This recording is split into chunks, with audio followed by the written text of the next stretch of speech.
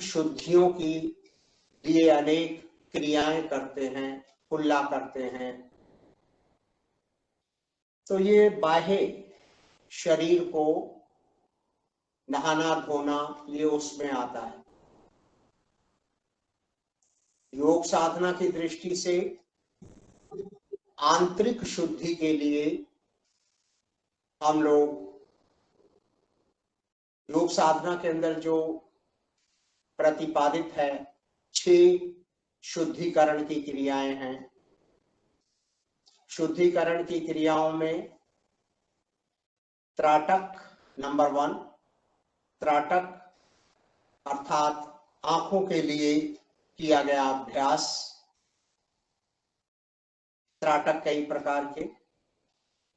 दूसरा नेति, नेति भी कई प्रकार की होती है और नेति गले से लेकर के नासिकाओं तक, गले से नासिकाओं तक ये जो हमारा पैसेज है, इस पैसेज को अपर नेसल ट्रैक, अपर नेसल ट्रैक जो है उसको शुद्ध करने के लिए, उसको क्लीन करने के लिए नेति का अभ्यास किया जाता है। नंबर 2, नेति भी कई तरीके की होती है। जल नेति, घृत नेति, सूत्र नेति, दुग्ध नेति, नेति थ्रू नॉस्ट्रिल्स, नेति गले में पानी भर, मुंह में पानी भर के नाक से निकालना, नाक के थ्रू एक नाक से नासिका से दूसरी नासिका, तो अनेक प्रकार की है। लेकिन हम जो अभ्यास करेंगे वो जल नेति का और सरल वाला अभ्यास करेंगे। तीसरा होता है कपालभाति। कपालभाति भी जो है वो हमारी शुद्धिकरण की क्रियाओं में से एक है और कपालभाति जो है वो नासिकाओं से लेकर के फेफड़ों तक, नासिकाओं से और हमारे फेफड़ों तक का जो ट्रैक है उसको साफ करती है कपालभाति। कपालभाति भी कई प्रकार की होती है क्योंकि वेरिएशंस बहुत हैं और प्रत्येक इंस्टीट्यूट ने, प्रत्येक मास्टर्स ने, ग्रेट ग्रैंड मास्टर्स ने, योग के जो हमारे ऋषि मुनि हैं, जो हमारे मार्गदर्शक हैं, उन्होंने उसमें परिवर्तन करके साइंटिफिक वैज्ञानिक परिवर्तन किए हुए। तो नासिकाओं से लेकर के फेफड़ों तक जो हमारा ट्रैक है, लोअर रेस्पिरेटरी ट्रैक, उसको ये जो है कपालभाति, उससे हम उस ट्रैक को, उस पैसेज को क्लियर करते हैं, उसको क्लीन करते हैं। चौथा है धोती। धोती कई प्रकार की होती है, मुख धोती, वमन धोती, वस्त्र धोती, ये कई तरीके की होती है। और वमन मतलब कुंजल, जिसे आप कुंजल भी कहते हैं। जैसे गज जो होता है, गज धोती भी होती है, जैसे कि हाथी शेर की जैसे शेर होता है उस तरीके की भी धोती होती है। अर्थात जैसे खाना खाया और खाना खाने के थोड़ी देर बाद ही, मतलब जैसे कि वैसे खाना 3 घंटे में, 2.5-3 घंटे में पाचन हो जाता है उसका, लेकिन अगर खाना खा करके हम 10-15 मिनट या आधे घंटे के बाद उसको वमन कर देते हैं तो उससे वेस्ट हमारा बाहर निकल जाता। तो अनेक प्रकार की धोती का भी होता है। और 5वीं होती है नौली। नौली मतलब हमारे जो नाभि मंडल है, नाभि मंडल को चलाना, और इसकी तैयारी जो हम करते हैं वो अग्निसार क्रिया से करते हैं। अग्निसार क्रिया जो है इसकी प्रारंभिक क्रिया होती है अग्निसार। तो अग्निसार का अभ्यास जो है वो हमें नौली की तरफ अग्रसर करता है। और जो साधक अच्छे हो जाते हैं आगे अभ्यास में, तो वो नौली का अभ्यास करते हैं। नौली जो है नाभि पेट, ये पूरा हमारा इसको ठीक करता है, इसके क्लीन करता है, इसको साफ करता है। तो ये 5वीं हमारी क्रिया होती है शुद्धिकरण की। और इसी प्रकार वस्ति शंख प्रक्षालन। शंख प्रक्षालन मतलब लोअर गैस्ट्रोइंटेस्टाइनल जो ट्रैक होता है हमारा, जो हमारा नीचे वाला हिस्सा होता है, उसको क्लीन करता है और रेक्टम तक, हमारे गुदा द्वार तक को साफ करता है। और उसमें मुख्य रूप से जो होता है लघु शंख प्रक्षालन और दीर्घ शंख प्रक्षालन। इसमें पानी पीते हैं और 5-6 एक्सरसाइज करते हैं। एक्सरसाइज का मतलब जो हमारे साधन है, मतलब वो वाले स्ट्रेचेस करते हैं, और उसके करने के बाद में हाजत होती है और मल द्वार से हमारा वो पानी जो पिया हुआ पानी है वो अनेक गंदगियों के साथ में बाहर निकल जाता है और हमें मोशन फील होता है। तो हम उसको, तो इस तरीके से शंख प्रक्षालन, और क्योंकि इसकी शंख की आकृति है हमारी जो इंटेस्टाइनाइल का है, ये सारा जो है हमारा शंख प्रक्षालन होता है। तो इंटेस्टाइनल का जो ट्रैक है उसको साफ करने के लिए और गुदा द्वार तक साफ करने के लिए, मल को साफ करने के लिए ये हम करते हैं शंख प्रक्षालन। तो ये 6 क्रियाएं होती हैं। 6 क्रियाओं में से एक क्रिया जो है नेति, जो है नेति में भी जो सरलतम है वो जल नेति है। जल नेति आजकल की विषम परिस्थितियों के अंदर बहुत उत्तम अभ्यास है। इससे हमारा जो ये बोलते हैं ना जी, so many sometimes the virus या कोई चीज, या जैसे हमारी साइनसेस हो जाती है या हमें एलर्जी हो जाती है, तो एलर्जी वालों को, जिनके नाक बंद रहते हैं उनके लिए, जिनके श्वास लेने में कठिनाई होती है उनके लिए ये जो है अभ्यास किया जाता है। तो इसके लिए हम आरंभ करते हैं और जल नीति का अभ्यास देखें कैसे करें। तो इसके लिए जैसे अब मैं कमरे के अंदर कर रहा हूं तो इसलिए मैंने एक एपरेटस ज्यादा रखा हुआ है, अन्यथा जो है कम उसके अंदर कर सकते हैं।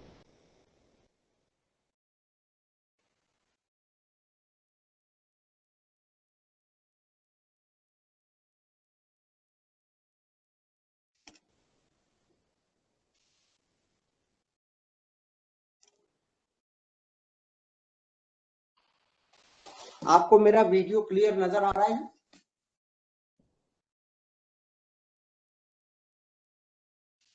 आ रहा है, आ रहा है। ओके, कैन यू स्पॉटलाइट में जो होस्ट है, होस्ट देवेंद्र जी हैं? देवेंद्र जी, कैन यू स्पॉटलाइट में? नो? हाँ जी, मैंने आपको कर दिया है। ओके, आप सभी के स्क्रीन पे। लेकिन स्पॉटलाइट मेरे इसमें नहीं आ रहा।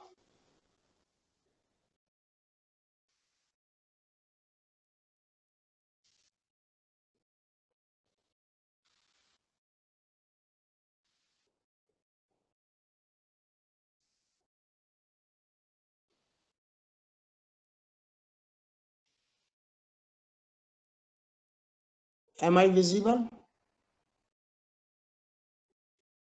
जी जी, यस सर। ओके, मेरे को एक जो देवेंद्र जी आप अपना अनम्यूट रखो ताकि आप मेरे को बता सको कि मैं दिख रहा हूँ नहीं दिख रहा हूँ, क्योंकि मेरे इसके अंदर जो है दिखना मेरा ये आपको दिख रहा है, ये दिख रहा है, पूरा दिख रहा है आपको। टब मैंने टब सा रखा है ताकि यहाँ मैं कमरे के अंदर करूंगा तो ये टब जो है वाटर को यूज करने के लिए। अभी जो इसमें इंपॉर्टेंट चीजें हैं अपने पास साधक को रखनी चाहिए। तौलिया, ये नेति पाठ है। नेति पाठ 2 तरह के होते हैं, एक ये है गोल लोटे की तरह होता है और एक जो है आजकल जो मार्केट में आ रहा है वो इस तरीके का है। ये इस तरीके का नेति पाठ होता है। तो 2 तरह का नेति पाठ है। इसका ये टिप जो है, टिप जो होती है वो टिप ऐसी होती है जो कि हमारी नासिका के अंदर फिट हो जाती है।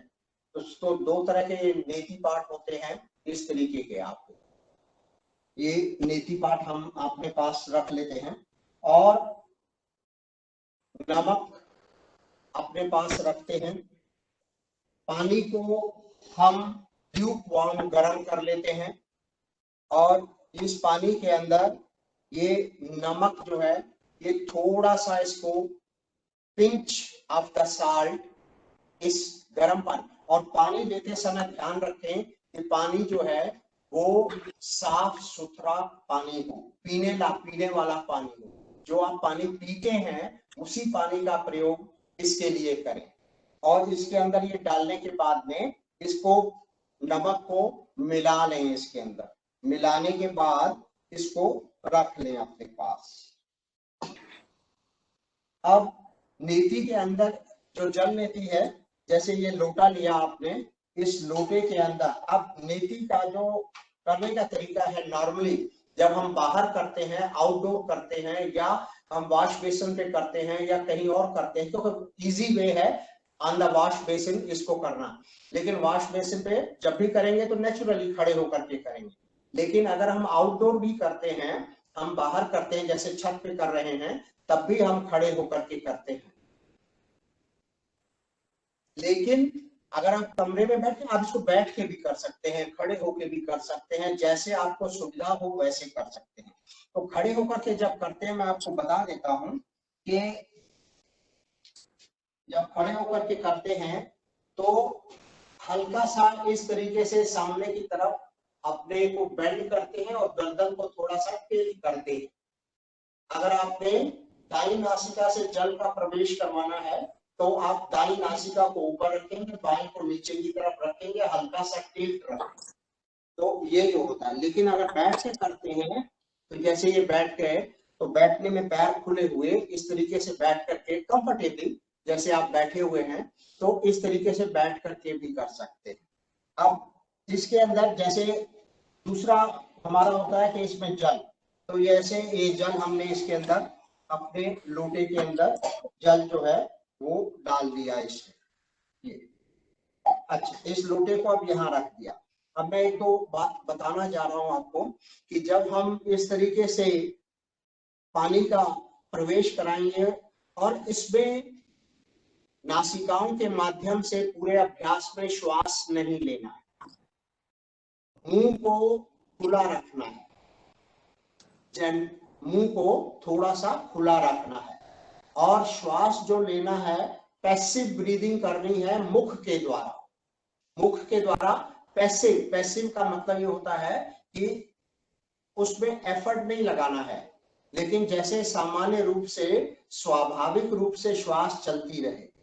अगर आप इसमें बीच में इनहेलेशन, एक्टिव इनहेलेशन करते हैं तो कई बार साधकों के यहाँ ऊपर पानी चला जाता है, जिससे कि उनको कष्ट होता है, तकलीफ होती है। तो इसमें की पॉइंट जो है, मुंह को खुला रखना। समटाइम्स, और ऐसा होता है कई बार और कईयों के साथ होगा भी, कि जब आप नाक से पानी डालेंगे तो कुछ पानी मुंह से भी निकल जाएगा, कोई बात नहीं, निकलने दीजिए, देयर इज नो प्रॉब्लम, लेकिन मुंह को खुला रखिएगा। और जब तक आप उसको, बस आपने ये देखना है कि आपके गर्दन का जो है जो इस तरीके से हो, ताकि आप जब अपर नासिका से, जैसे आप दाईं से डालेंगे तो बाईं से पानी अपने आप, उसके अंदर रास्ता है वो, ऐसा नहीं है कि आपने कुछ जोर लगा करके उस पानी को भेजना है, भेजना नहीं है, आपने तो सिर्फ पानी को डालना है, उठाते जाना है लोटे को और उस पानी को उड़ेलना है।